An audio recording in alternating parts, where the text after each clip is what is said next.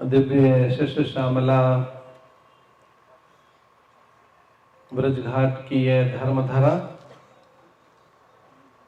जहाँ पतित पावनी माँ भागीरथी गंगा अकारण ही अनाधिकारी अपात्र के लिए सर्वस्व न्यौछावर कर देती है। ऐसी करुणाशीला गंगा का यह तट, जिसके लिए कहा गया गणानाम मुक्तिदानेन गण मुक्तेश्वर स्मृतः, जो इसके लिए ख्यात है। ऐसे पावन गंगा के तट पर नेहनीड़ के आरंभिक पग अनंत आकाश को नापने के लिए जब उद्धत हों, ऐसे अपार दैवीय संभावना और अनंत ऊर्जा से आपूरित इस पवित्र दिव्य पारमार्थिक संकल्प के शिलान्यास काल में पूज्य संतों की पावन उपस्थिति, मंचस्थ हमारे अत्यंत आदरणीय श्रद्धेय बड़े दिनेश जी, आदरणीय सूर्य प्रकाश जी टोंक, भारतीय संस्कृति संस्कार आध्यात्मिक विचार जिनके द्वारा नित्य प्रसारित हैं और जो भारत की आर्ष परंपरा और उसके मूल्यों के रक्षक हैं, ऐसे आदरणीय अतुल कृष्ण जी, उत्तराखंड की जो महामहिम रही, ऐसी आदरणीय बेबी रानी मौर्य, जो वर्तमान में उत्तर प्रदेश की कैबिनेट मंत्री हैं, और उनके ही दक्षिण पार्श्व में बैठे यशस्वी ओजस्वी सांसद आदरणीय राजेंद्र अग्रवाल जी, जिनकी ऊर्जा से न केवल उत्तर प्रदेश परिचित है, अब पूरा देश जिनकी ऊर्जा, विचार और उनके अनुभवों से लाभान्वित होने के लिए उत्सुक है।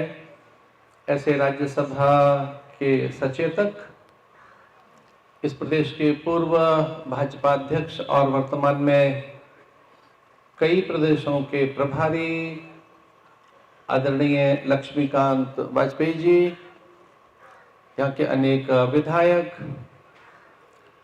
और भिन्न भिन्न स्वयंसेवी संस्थाओं के कार्यकर्ता बंधुओं, भगिनियों, संघ परिवार के अनेक अनुषांगिक संगठनों के आप सब बंधु भगिनियों, मेरे सामने बैठी देश की यह भावी आशा, ऊर्जा, अनुपम संभावना, और जिनमें मैं देख रहा हूं देश के शासक, प्रशासक, विचारक और मनीषी, उद्यमी और अनेक विभूतियां जो ये पीत वस्त्रों में इस कैशोर्य काल में मेरे सामने उपस्थित हैं। और इस संपूर्ण आयोजन अनुष्ठान के साथ साथ एक बड़े प्रकल्प कि जिसकी पूर्ति और उसके प्रभाव से एक बड़ा रूपांतरण होना है भारत में, उसके रचनाकार आदरणीय कन्हैयालाल जी, आदरणीय भगिनी रीमा जी, यहाँ बैठे आदरणीय अरविंद भाई ओझा जी, और इस मंच का संचालन कर रहे प्रिय शिव कुमार जी, और आप सब के साथ बैठकर मैं आनंदित हूं। यह शिलान्यास का काल और शिलान्यास से पूर्व भी 1.5 वर्षों में बड़ी अभूतपूर्व उपलब्धियां, और पिछले केवल 4 दिन की ये उपलब्धियां कि बालकों ने, इन किशोरों ने किस ढंग से सांस्कृतिक उपस्थिति दी। वह सांकेतिक नृत्य की, उनकी भाव भंगिमाएं, और उसमें एक मल्ल, एक योद्धा, एक बड़ा विचारक, इन्होंने अपने नृत्य की प्रस्तुति में और योग की प्रस्तुति में विविध कलाओं की कुछ आंशिक उपस्थितियों में अपनी उन संभावनाओं को और ऊर्जा को भी प्रकट किया है जो इन्हें ज्ञात नहीं है। इन्हें पता नहीं है कि इनके पास किस ढंग की ऊर्जा है, पर इनकी मुद्राओं से, चेष्टाओं से, भंगिमाओं से, इनके भाषाभास से, उपस्थिति से, इनकी प्रस्तुति और अभिव्यक्ति से एक अद्भुत ऊर्जा की आहट हमें अनुभूत हो रही, हम सबको। जैसा संकल्प होता है वैसी सृष्टि की रचना बन जाती है। इसे शास्त्र कहता है तन्मे मनः शिव संकल्प मस्तु। हमारा संकल्प अच्छा हो और वह संकल्प हमें बहुत दूर तक ले जाता है, और फिर ये सब जो बहुत बड़ा सा दिखता है बहुत छोटा हो जाता है। वो फिर आकाश क्यों न हो, अंतरिक्ष क्यों न हो। और आकाश अंतरिक्ष में जो आकाश गंगा में टिमटिमाते तारे हैं वे भी बड़े छोटे से दिखने लगते हैं। वेदांत में तो यहां तक कहा है कि जो कुछ भी दृश्यमान है इससे भी परे चेतना छलांग लगाती है और वह अनंत है, वह नित्य है, शाश्वत है, सनातन है, समीचीन है, प्रत्येक प्रसंग में वो सामायिक है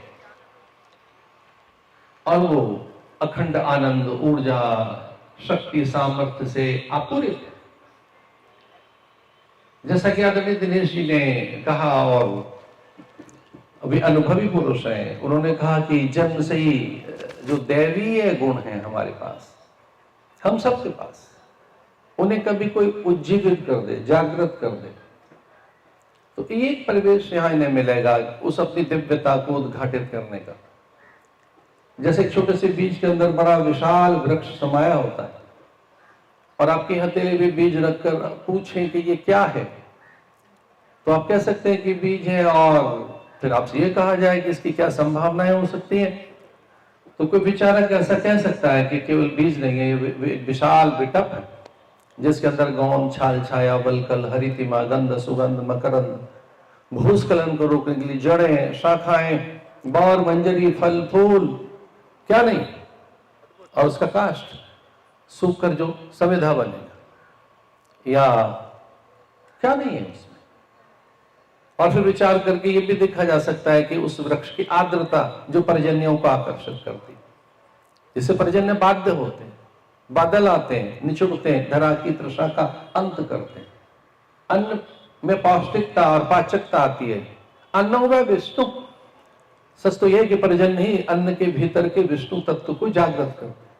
जो अन्न में ब्रह्म तत्व है वो केवल ऐसे ही नहीं पोषित और पुष्ट होता, वो इस तरह से उजागर नहीं होता है कि कुछ केवल धरती की एक आर्द्रता उसे मिले। जब तक पर्जन्यों की का गीलापन, उसकी आर्द्रता, जब तक मेघ निचुड़ते नहीं है, वर्षा नहीं होती, तब तक उसमें पौष्टिकता नहीं आती, अन्नत्व तो पैदा नहीं होता। इसे यज्ञ में प्राय उस अन्न की आहुति दी जाती, विशेषकर जैसे विवाह काल में तो खील की आहुति, कि वो किस प्रकार से पका हुआ अन्न होना चाहिए। तो ये जो पर्जन्यों को आकर्षित करते हैं वो वृक्ष हैं, और उस वृक्ष को बीज में देखा जा सकता है। क्या नहीं है बीज के पास, वैसे मनुष्य के पास क्या नहीं है। और हम ये न भूलें, ये धरती ऐसी है जहां विद्यालय में ही तो ये तैयार किए गए, वो राम हो या कृष्ण हो या वो हर्षवर्धन, विक्रमादित्य हो, या फिर वो भरत रहा हो, या फिर वो ध्रुव प्रहलाद रहा हो, या वो कवि सुदुम्न सरयाति नभगनाभाग अम्बरीश हो, या वो सत्य की प्रतिज्ञा लेने वाले हरिश्चंद्र हो, या अपना सर्वस्व दान करने वाले रघु हो, या अस्थि दान करने वाले दधीच हो, या 21 बार धरा को यों ही पारमार्थिक कार्यों में ऐसे ही दे देने वाले परशुराम हो।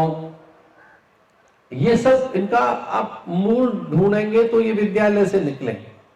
इनके मूल में कई विद्या है, और वह विद्या आप में पारमार्थिक प्रवृत्तियों को पैदा करती है। विद्या का अर्थ है जो भयनाशनी है, विद्या का अर्थ है जो पूर्णता प्रदान करती है, अथवा जो मुक्तिदायिनी। विद्या का अर्थ ये तो हुआ ऋते ज्ञानान में मुक्ति, विद्या से अथवा ज्ञान से मुक्ति आती है। मुक्ति करते हैं भ्रम से मुक्ति, भय से मुक्ति, जड़ता चिंता अवसाद से मुक्ति, और नाना प्रकार के बंधनों से मुक्ति, अनेक बंधनों से। कर्मानुबंधिनी मनुष्य लोग हम सब अनेक बंधनों से बंधे हैं। वो नेह के बंधन भी होते हैं, मोह के भी, अज्ञान जन्य न जाने कितने बंधन, और विद्या उन्हें उन बंधनों से हमें मुक्त करती। बंधनान मुक्ति, उर्वा रुक में वो बंधनाम मृत्यु मुक्ष्यमामृता। इसमें जो उर्वा शब्द है ये खरबूजे को कहते हैं। विद्यार्थी ध्यान से सुने, इस मंत्र में आता है ना उर्वा रुक में वो बंधनाम, बहुत सुंदर। इसमें उर्वा क्या है? खरबूजा। उर्वा माने खरबूजा। तो जब खरबूजा पक जाता है तो डाल से अलग हो जाता है, और जैसे पक गया तो डाल से अलग हो गया। मृत्यु मुक्ष्य मामृता, स्वतः ही डाल से अलग हो गया। वैसी विद्या हमें अज्ञान से मुक्त कर देती है। वैसे ही विद्या बंधनों से, पाप से, भय से मुक्त कर देती है। वो अभयता देती है, और मनुष्य को अभयता कुछ कहीं और से नहीं मिलेगी। धन से अभयता नहीं मिलेगी, उच्च पद प्रतिष्ठा से अभयता नहीं मिलेगी, पदार्थों की प्रचुरता, वस्तुओं की बहुलता, भूमि विस्तार, गगनचुंबी अट्टालिकाएं और अनुचरों की पंक्तियां, वाहनों की लंबी कतार, समुची धरा पर आपका जय जयकार, और भले ही पारलौकिक सारे सुख मिल जाएं, अथवा तो इंद्र भी आप बन जाए, तब भी भय से मुक्ति नहीं मिलेगी। भय से मुक्ति कौन देता है? विद्या। भय से मुक्ति देता है ज्ञान, और ये अभयता ज्ञान से आती है। अभयता ज्ञान से। अभयम शब्द संशुद्धि, मेरे साथ बच्चे बोलेंगे ये वाले, अभयम सत्य संशुद्धि। ये जो शुद्धि है, पवित्रता है, दिव्यता है, शुभता है, माधुर्य है, मांगल्य है, ऊर्जा है, शक्ति है, विभूति है, इसकी जननी है विद्या। विद्या से मिलेगी, ज्ञान से मिलेगी। नेह नीड़ में बड़ी सुंदर बातें, उसमें स्वावलंबन, उसमें बीच में संस्कार की बात है कि आप सेवा के लिए जाएंगे, बड़ा धर्म है सेवा। बड़ी बात है कि आप सेवा के लिए जाएंगे, संस्कारित होंगे और स्वावलंबी बनेंगे। और जब व्यक्ति स्वावलंबी बनता है, स्वाभिमानी बनता है, तब फिर वो ईश्वरीय अधिकारों को प्राप्त करने लगता है। ईश्वर अपना निवेश करने लगता है, समूची प्रकृति उसमें निवेश करने लगती है अपनी सामर्थ्य को। तो विधि और व्यवस्था, नियंता और नियति, प्रकृति और परमात्मा और संपूर्ण दैवीय व्यवस्था उसके अनुगत और उसके अधीन हो जाती है, जो स्वाभिमान के साथ रहना चाहता है, जो स्वावलंबी। और वो स्वाभिमान स्वावलंब विद्या से आता है। अच्छा, विद्या एक और चीज देती है, विनय। और विनय से आती है पात्रता, और जब पात्रता आएगी तो फिर वस्तुएं तो अपने आप ही आ जाएंगी, पदार्थ तो अपने आप ही आ जाएंगे। ये आप ऐसी जगह पहुंच गए हैं, इसे ये यूं व्यावहारिक दृष्टि से कुछ पल के लिए कहा जा सकता है कि कोई अभाव ग्रसित बस्तियों से या उन जगह से आप चले आए जहां उतने साधन नहीं। तो सच में जैसा आदरणीय दिनेश जी ने कहा और आदरणीय हमारे अतुल कृष्ण जी भी ने कहा कि मनुष्य के पास बहुत कुछ है, वो उसके पास ईश्वरीय बीज है। मनुष्य होना ही बड़ा दुर्लभ है। तो आप अपनी भीतर की उस दिव्यता को, श्रेष्ठता को, अनंतता को उजागर करें, जिसमें ये भी हमारे यहाँ कहा गया, जो आप आदरणीय ये कह रहे थे, जो लैंड्स की बात कर रहे थे कि इतनी लैंड्स हैं, अलग अलग लैंड्स हैं। तो यह स्थान है किर्गिस्तान, उज्बेकिस्तान, या वो अलग अलग जैसे स्थान जो बन गए, स्थान या जो लैंड्स है, ये हमारे यहाँ लैंड नहीं कहा गया है, स्थान नहीं कहा गया है, ये भारत है, ये भारत भूमि। जहाँ का व्यक्ति विद्या पाकर beyond time space and cause, beyond that, ये विद्या इस तरह से, इस मंच से मंच संचालक ने एक ही शब्द 3 बार कहा, डाउन टू अर्थ। तो मुझे लगा कि ये बहुत ही गहरे उनके अवचेतन में बात बैठी हुई है, तो इसके अर्थ समझे होंगे कि मंच संचालक स्वयंसेवक है और बड़ा संस्कारवान है। इस आंग्ल शब्द का बार बार प्रयोग क्यों हो रहा है? तो मुझे लगा कि नहीं, वो बहुत गहरे समझाना चाहते हैं कि व्यक्ति बहुत विनयी रहे, विनम्र रहे और अपनी श्रेष्ठता का अहंकार न रखे, और उसमें किसी प्रकार की विभूति और विस्मय और अलौकिकता भी उसके आसपास है, और भले वो बहुत कुछ हो गया, उच्च पदस्थ हो गया है, तभी वो धरा को न छोड़े। ये शायद उन्होंने डाउन टू अर्थ का अर्थ ये लगाया, पर मैं शायद ये भी कहना चाहूंगा, no no no, not to down to earth, up to sky and beyond sky. तो हमें कहां छलांग लगानी है? Up to sky and beyond sky, उससे भी आगे जाना। डाउन टू अर्थ तो रहना ही है, वो तो बहुत अच्छी बात है। वो तो आपने देखा ही होगा, जो धावक है, धावक दौड़ने से पहले धरती को छूता है और दोनों हाथों से अपना संतुलन बनाता है। धरती को छूने का धावक का अर्थ ये तो हुआ कि बुलेट की ध्वनि उसके कानों में आएगी और उसे दौड़ना। तो जो धावक विजयी होता है वो रनर, धावक माने रनर। तो वो जो धावक है, विजयी होने से पहले दोनों भुजाओं को और दोनों हथेलियों को इस तरह से धरती की ओर और वो झुक रहा होता है। इसका अर्थ यह है कि वो धरा से धैर्य भी मांग रहा है, इसका अर्थ अपना संतुलन भी बना रहा है और दूर तक दौड़कर उसे जाना है। तो भारत की विद्या वो है जो जिसके सामने स्काई भी नहीं रह जाती, अंतरिक्ष भी बहुत छोटा सा हो जाता है, बौना हो जाता है। इसलिए यहाँ उस विद्यापीठ से ये पूरी धरा घेर ली वामन ने, पूरी धरा और स्वर्ग को भी। तो विद्या इस तरह का भी सामर्थ्य देती है कि आप नाप सकते हैं, और आप देखें कि आप कहाँ नहीं हैं, आप हैं कहाँ से नापेंगे मुझे? तू कहाँ से देखना चाहता है मुझे? मैं रश्मि रथी की ओर नहीं जा रहा हूं, मैं तो भागवत की ओर जा रहा हूं। रश्मि रथी कहती है तू मुझे देख कहाँ बांधना चाहता है? मैं अनंत हूं, अच्युत हूं, मैं व्यापक हूं। तो मैं तो धरा और अंबर अग्नि जल वायु निहारिका और नक्षत्र और इससे भी परे की सत्ता हूं।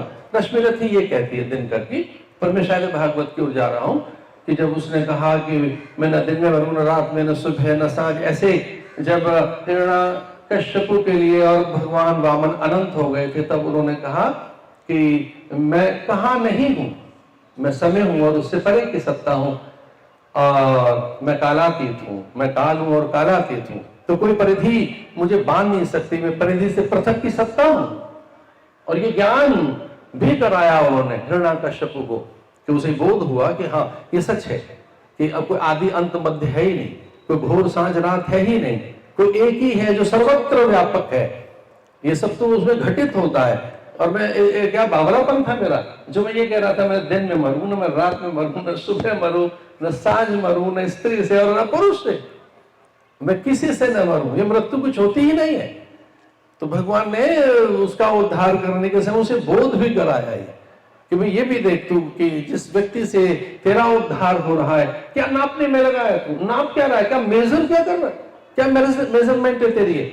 मैं ये दिन और ये रात, मैं तो दिन रात से पहले हूं, ये कौन सा काल?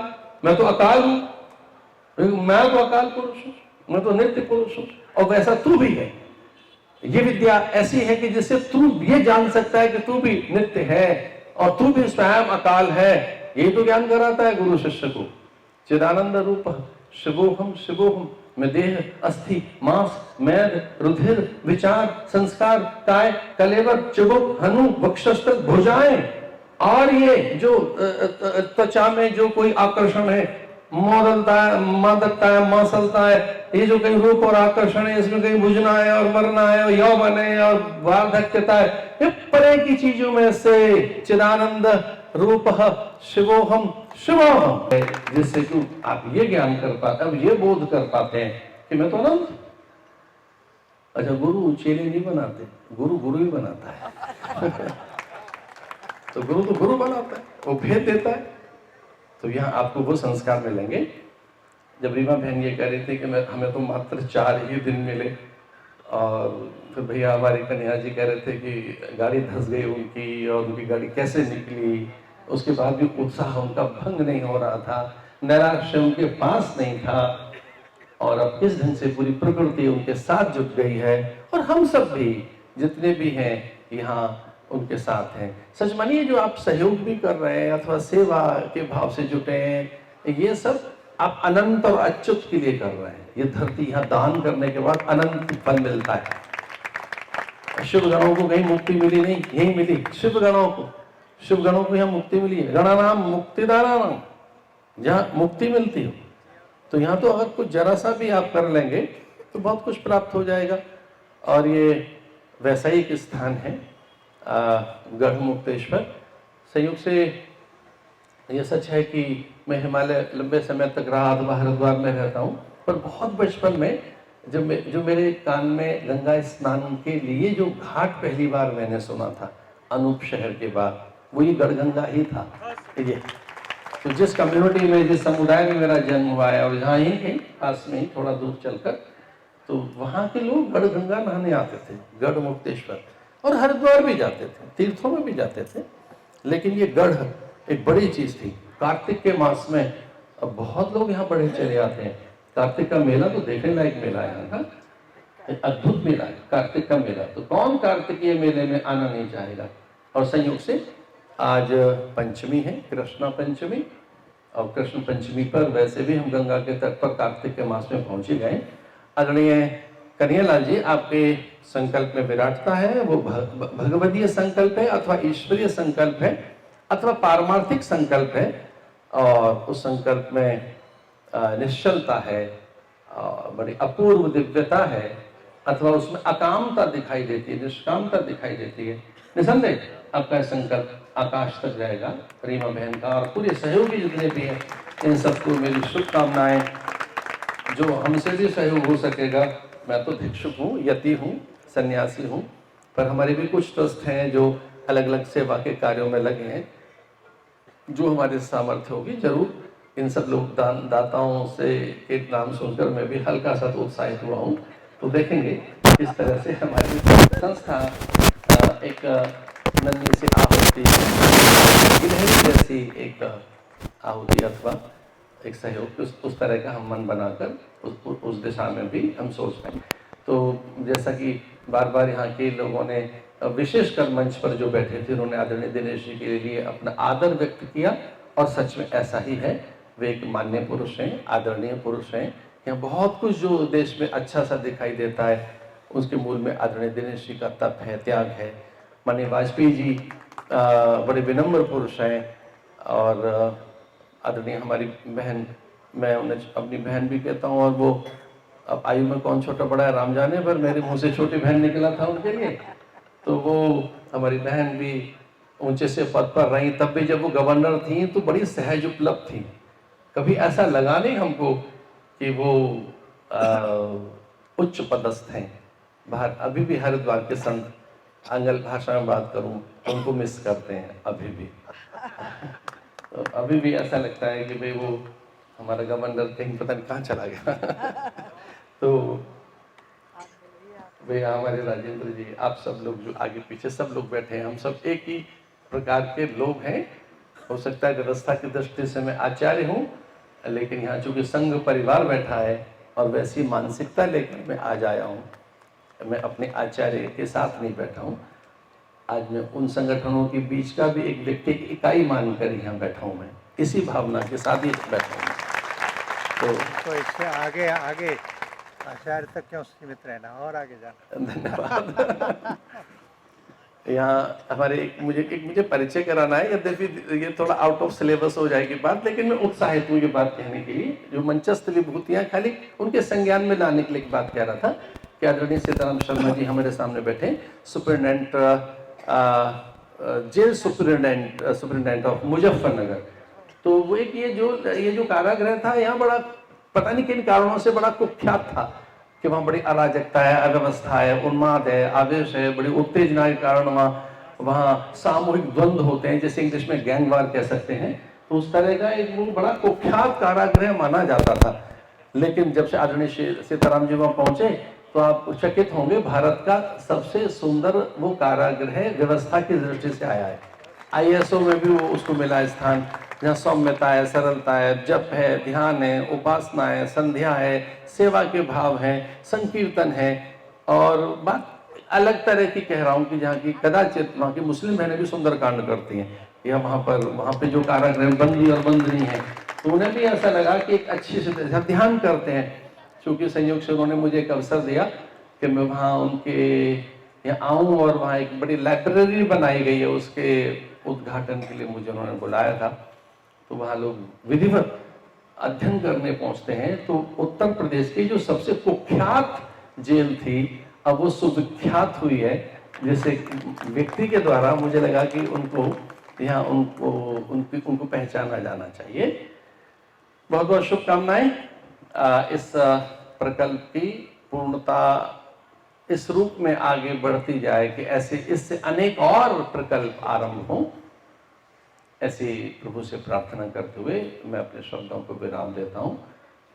बहुत बहुत शुभकामनाएं आदरणीय कन्हैयालाल जी आपको और आपकी पूरी मंडली को जो आपके साथ है। बहुत बहुत शुभकामनाएं।